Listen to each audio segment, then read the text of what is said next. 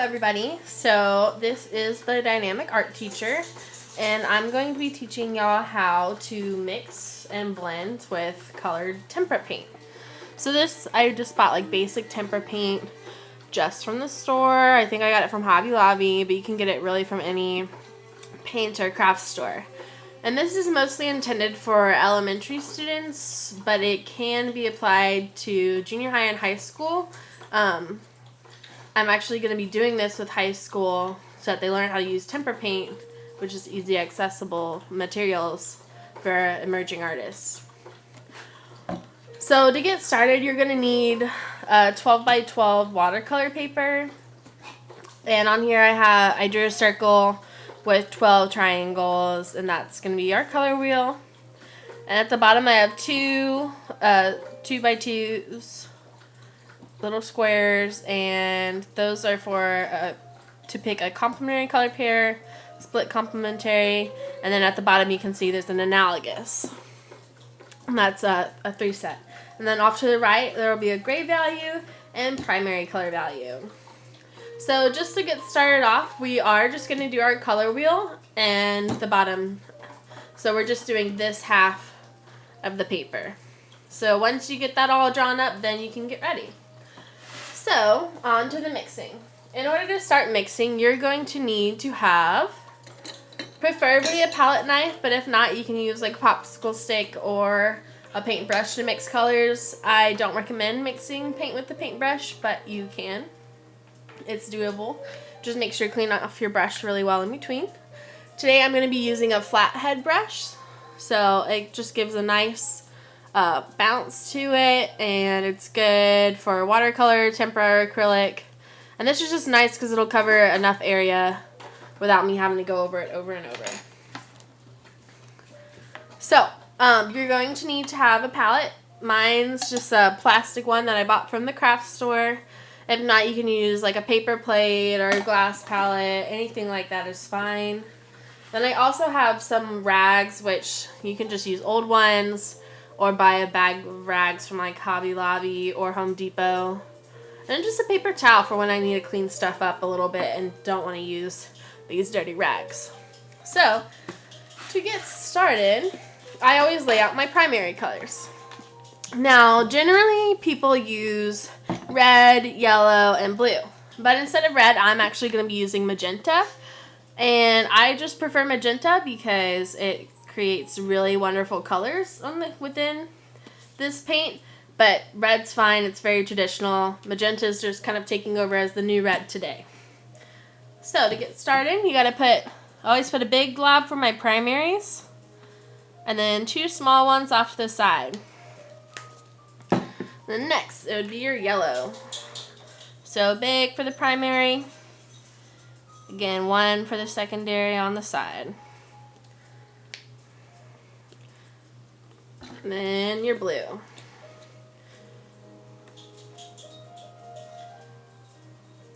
And whenever you're doing your secondaries, try and keep the paint about equal. Just because you want to get that really true secondary color as much as possible. Alright, so right now I have the primary colors laid out, and the next step you do is you start blending. So how I do it is I work my way around in a circle. So I usually start with orange. We'll go ahead and blend that up. And when I'm mixing, I'm not stirring around like this. Rather, I'm trying to fold the paint in on itself, and this mixes the pigments together a lot faster too compared to just constantly stirring your stick around. Alright, so once it's nice and mixed together, you're going to take a small portion off to the side on each side of it. And then you leave the rest in the middle. So now you're going to add your primaries to the secondary value. So about equal. Mix those together.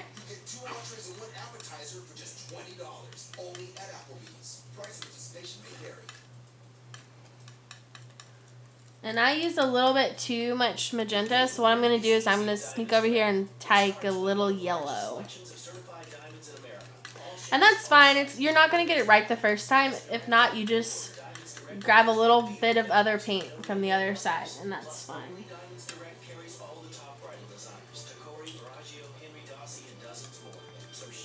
And then once you get the color to your liking, then you can move on to the other side.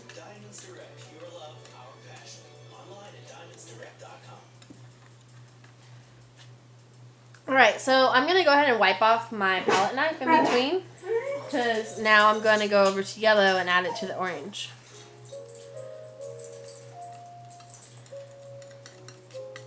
So when mixing, less is more. Try and get a little bit close to equal, but it's easier to go back and add a little bit more rather than try and tone down a color. But if not, it's fine. You can always restart because, again, these are Tempera Paints and they aren't too expensive. So you can mix it up all you want. Alright, so wiping off my palette knife. Right now I have my magenta orange, orange, and yellow orange.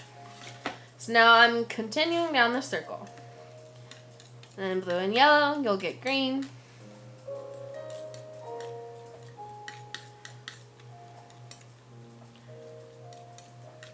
And as you see, I'm not mixing the paint in the middle, rather than I'm trying to stick to the outside. And that way, this way, it gives you gives you room to mix paint, and within, if you want to like play around with like combining other colors within itself. So again, put a little off to each side.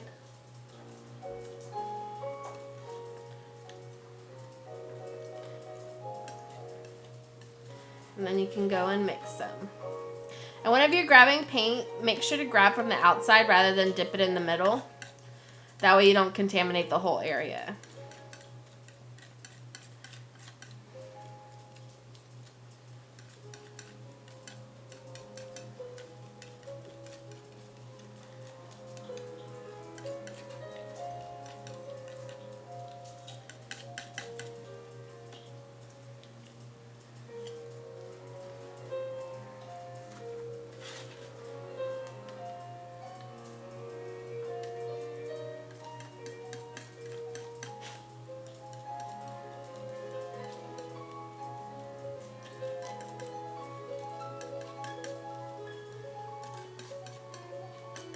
And this is a really good exercise to do if you're trying to learn how to paint with Tempera Paint.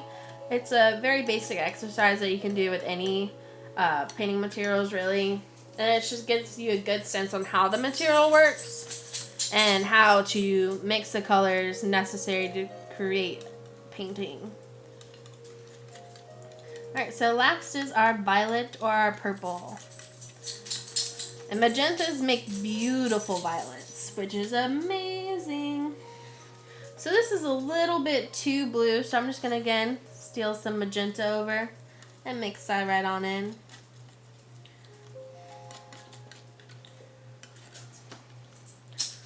Alright.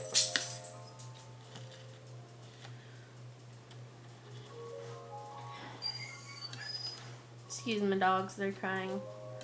It's okay. So purple and blue, and you'll get your blue violet. Again, trying to stay away from the primary color as much as possible.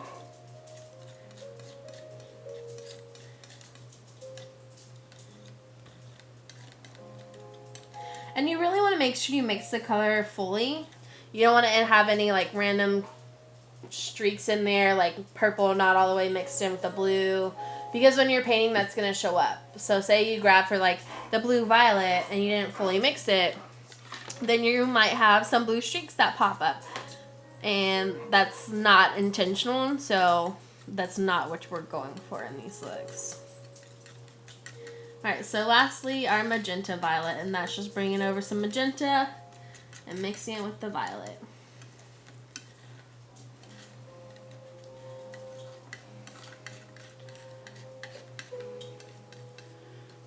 Alright, so all our colors are mixed up. The next thing we do is clean off our palette knife, set it off to the side, move everything out of the way, make sure your area is cleaned off of paint because we want to try and keep this as nice as possible.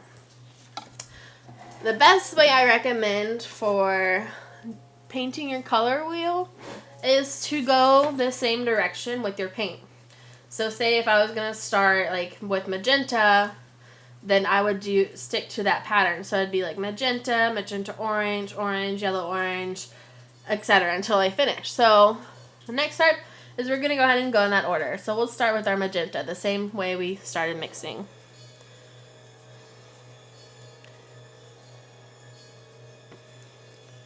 And you just want to make sure you're like pulling the paint all the way. Nice smooth strokes. With Tempera Paint, it is very thin looking paint. So I recommend doing 2 coats to get it to be more opaque and not as transparent. Because right now I can definitely see the texture of the paper underneath. So just kind of in between, try and blow it a little bit. Just to get it to dry. And then do your second coat.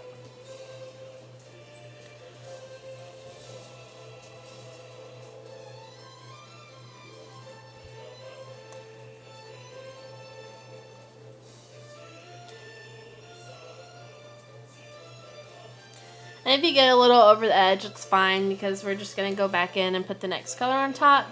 But try to keep it as clean as possible.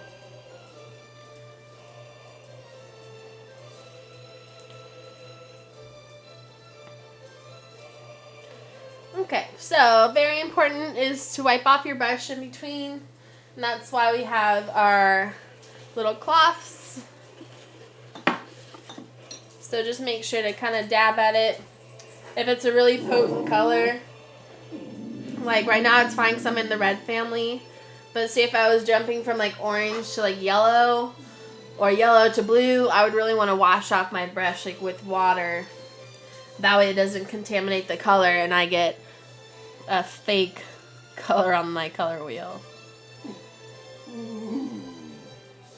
Well, it wouldn't be fake, but it wouldn't be an intentional color that I was going for.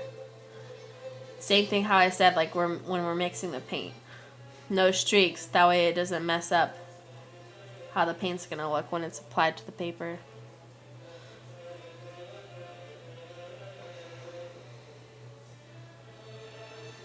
So again, 2 coats at least.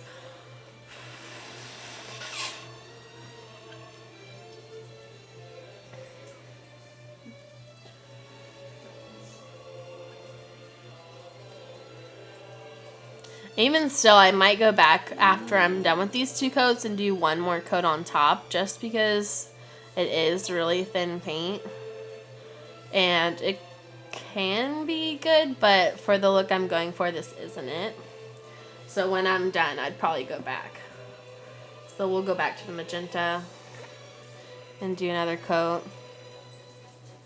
And just kind of hopping back and forth in between.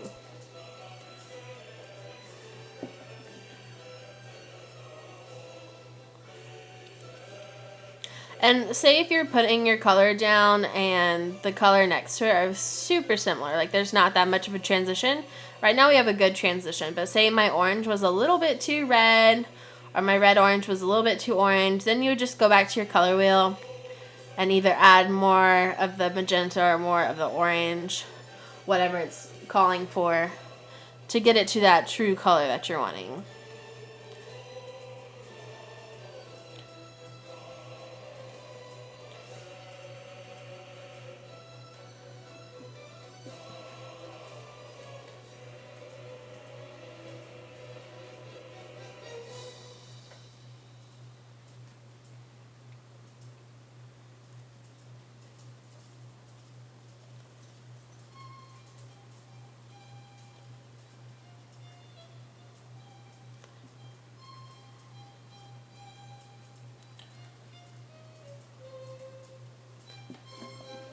Alright, so now that I'm moving into lighter tones, I'm just going to wash my brush off in some water.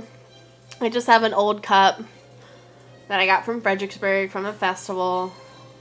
I'm just kind of rinsing it off until it's clean, and then I'm dabbing it on the dry part of the cloth so I don't get any more paint in it.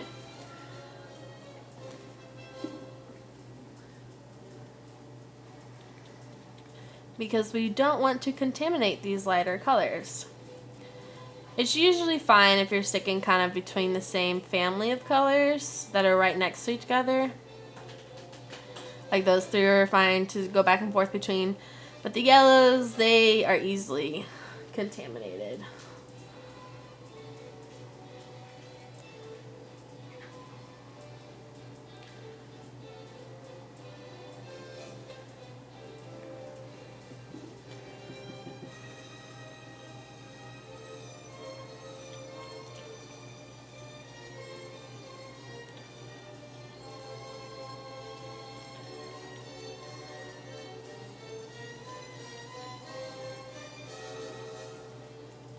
And this yellow I have is pretty opaque, so I actually don't have to do a second layer on that one.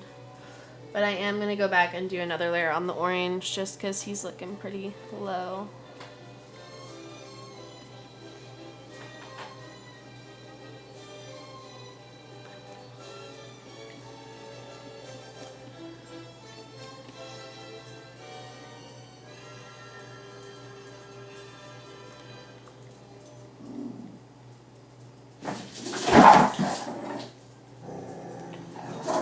So keep on going.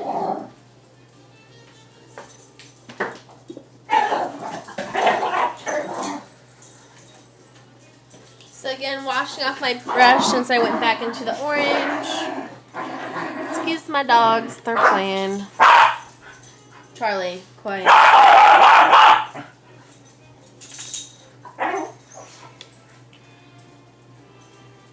Alright, so now I'm getting into my greens, so my cool colors. I always make sure that I try and get as much water out of the brush beforehand just because the water will thin out the paint and the bonding agent within it. And we're trying to keep the paint as opaque as possible.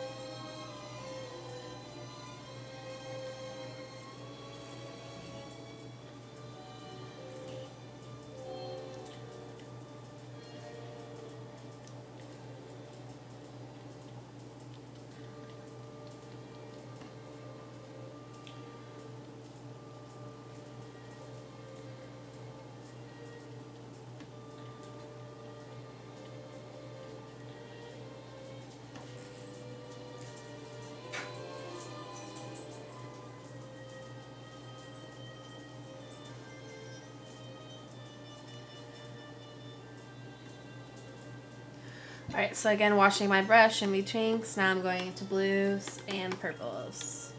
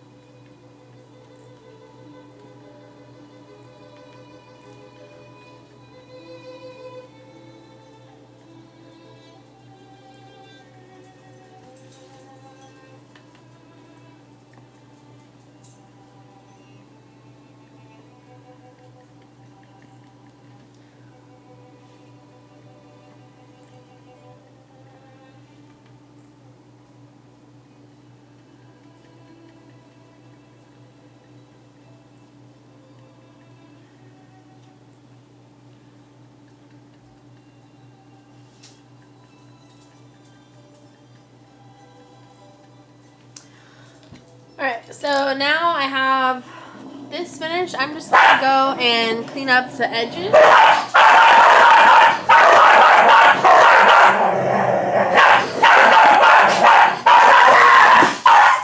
You stop that.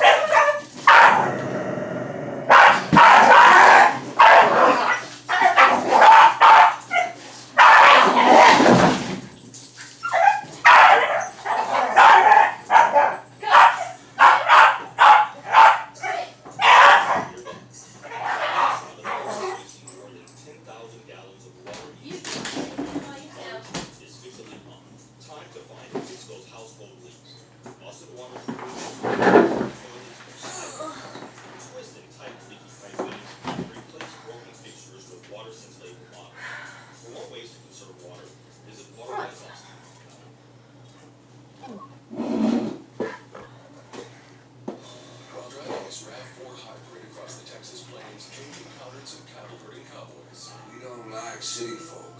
The cowboy fired a shot, causing a stampede.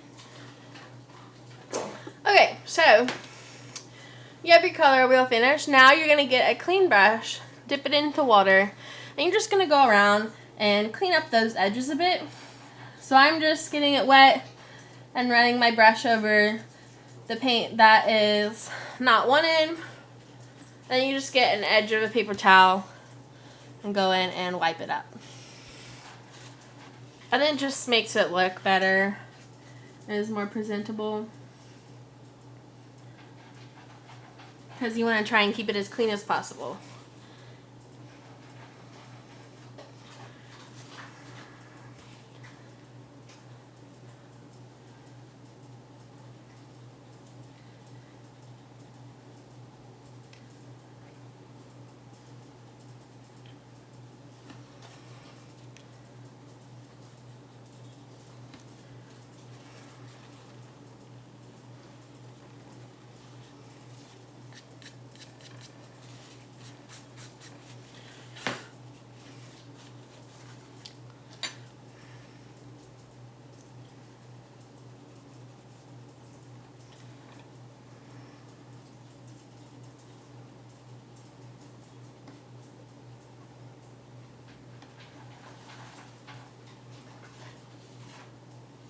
Copper.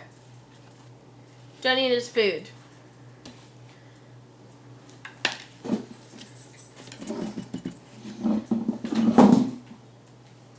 Get away from his food. Well, who needs to go in timeout?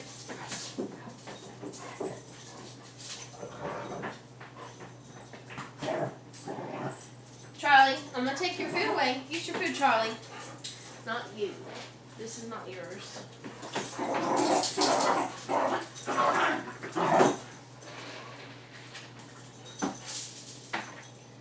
Go. Go. It's not yours.